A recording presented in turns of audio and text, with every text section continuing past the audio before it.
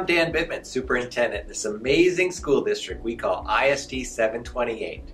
And I'm Shane Steinbrecher, School Board Chair, local business owner, and most importantly, a parent of 3 students in ISD 728. You know, Chair Steinbrecher, it's really hard to believe that we're already talking about 2019-20, but it is that time of the year. Each January and February, school districts across the state of Minnesota start to have some preliminary information to start developing their budgets for the next school year. For example, this time of the school year, we know approximately how many students we're going to serve, estimates of various costs related to insurance and transportation, and the amount of revenue that we'll get for certain programs like our federal title programs and compensatory education. All of this information and much more allow us to start to plan for those budgets and to make adjustments, but also, and most importantly, to ensure that all of our student needs are met and to also balance the budget in accordance with state and federal law. In keeping with our core values and missions, we're here to provide an update, to remain transparent, and invite you to collaborate as we work to find solutions to meeting the growing needs of our children at a time when costs are increasing and the amounts of the money that we receive are decreasing. One of the ways we continue to strive to be worthy of ISD 728 community and trust is to be financially responsible and transparent. A few examples. We have received the Certificate of Excellence in Financial Reporting for the last 10 years award for high quality, credible, and transparent financial reporting from the Association of School Business Officials International. We have received the Minnesota School Finance Award for the past 5 years, awarded for timely and accurate submission of data and indicators for physical health. We recently received a clean financial audit from the independent auditor, which is best report for organization we can receive.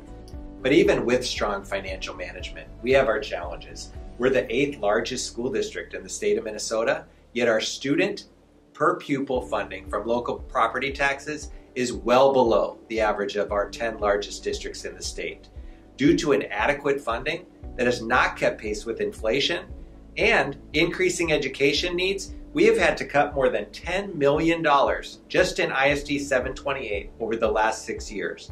And the state and federal government have not kept their promises for funding required for things such as special education, putting additional pressure on our operating budget.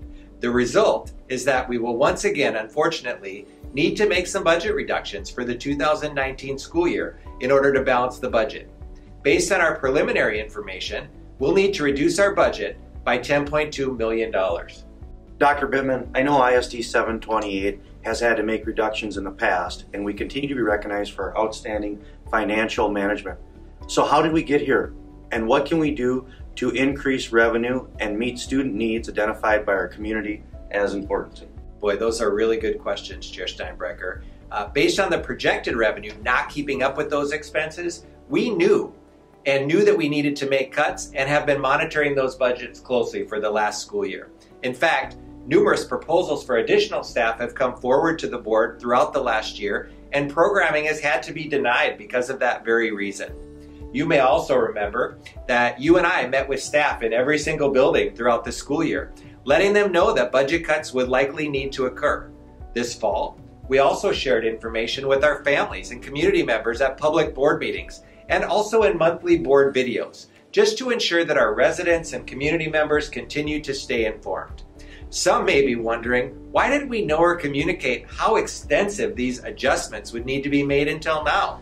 Well, the actual amount of budget cuts needed to balance the budget is clearer this time of the year.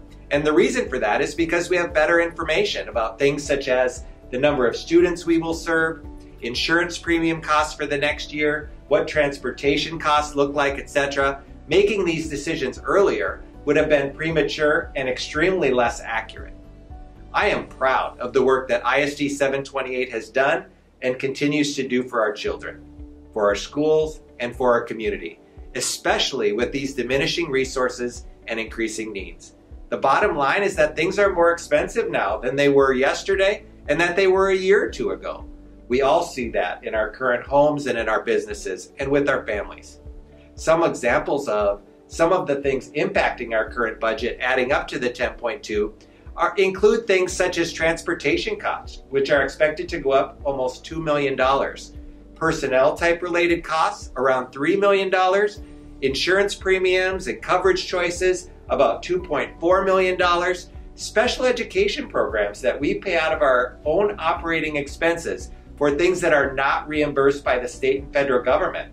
Those things add up to more than $10.5 million annually just in ISD 728. And finally, things such as state funding that just is not kept up with inflation and increasing costs for more than 15 years. In terms of what we can do, we, along with other Minnesota school districts, will be advocating for increased funding at the state capitol throughout the spring. We also need to consider whether we'll need to go out to our community to increase their support for our schools and students in the future. Our goal is to have adequate and ample resources to provide our students with educational opportunities that our community expects and values, and that's seen in our strategic plan. Chair Steinbrecher, can you tell us a little bit about the budget timelines and next steps?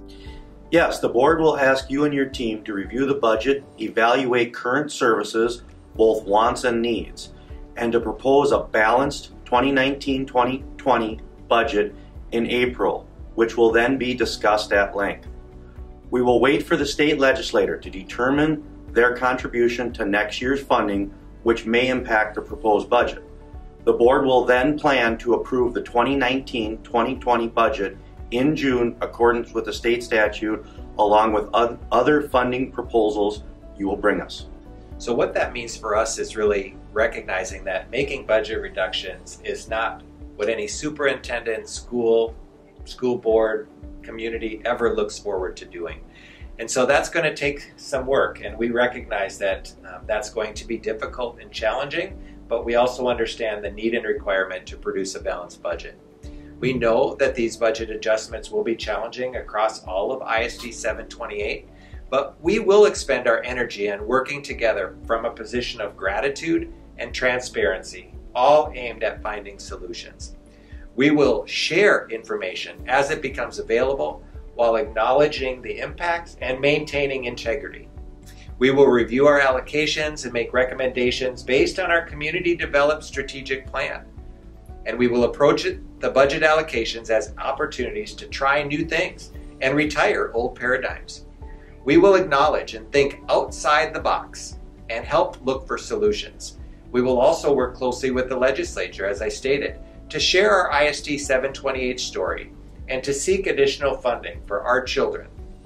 I will also work with administrators throughout ISD 728 and at each site, and we will meet with them throughout March and April to talk with them, to share our story, and to continue to provide that information as it becomes more available. ISD 728 is an amazing school district and an amazing place to work and learn, and nothing will ever change that. I am so proud to serve as superintendent here in ISD at 728 and to work with you, the board, and others throughout our district to work and find solutions. We will get through this together, and we will continue to make great things happen for all of our children in all of our communities. I appreciate the opportunity to share this and to work collaboratively toward finding solutions. Thank you for all you do and for being part of ISD 728. Thank you.